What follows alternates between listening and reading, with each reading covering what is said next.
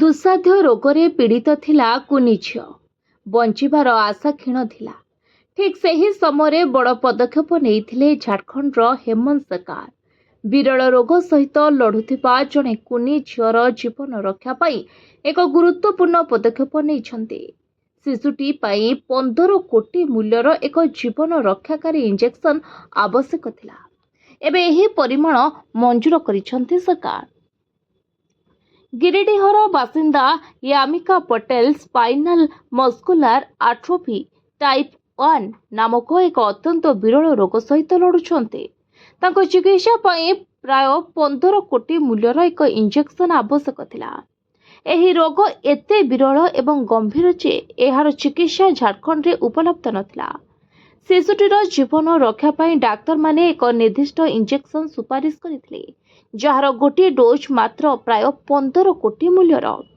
एक आर्थिक दृष्टि दुर्बल परिवार होइथिबारु पिता माता तांको झियो को बंचाइबा पाई अनेकों सहायता लोड़िथिले।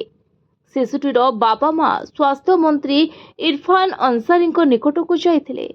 से शिशुटीर अवस्था को गंभीरतार सह नैथिले। से सेमानंको प्रतिश्रुति देइथिले जे शिशुटी को बंचाइबा पाई यथा संभव प्रयास कराजिबो। परे से हेमंत सोरेन को पाखकु जाइथिले एवं विधायक कल्पना सोरेन को सम्मुखरे मध्य एही प्रसंग पहुंचिथिला। एहा परे हेमंत कैबिनेट रे 15 कोटी टंका आवंटन को अनुमोदन करिसंती। इरफान अंसारी कहिसंती जे एबेठारु झारखंड रो कोनोसी परिवार रो चिकित्सा अभावरु पिला को हराइबो नाही। प्रत्येक सरकार आवश्यक व्यक्तिंक सहित दृढ़ भावरे ठिया होइछे। से आहुरी मध्य कहिसंती जे जेतेबेले जने डाक्तरों को सेवा करिबार सुजोग दिया जाए सेमाने केवल चिकित्सा प्रदान करंती नाही, सेमाने व्यवस्थागत परिवर्तन मध्य आणंती। सरकारक ही निष्पत्ति रे यामिकांक परिवार सदस्य गंभीर भावरे प्रभावित होइछंती एवं सरकार को भूरी भूरी करिसंती प्रशंसा।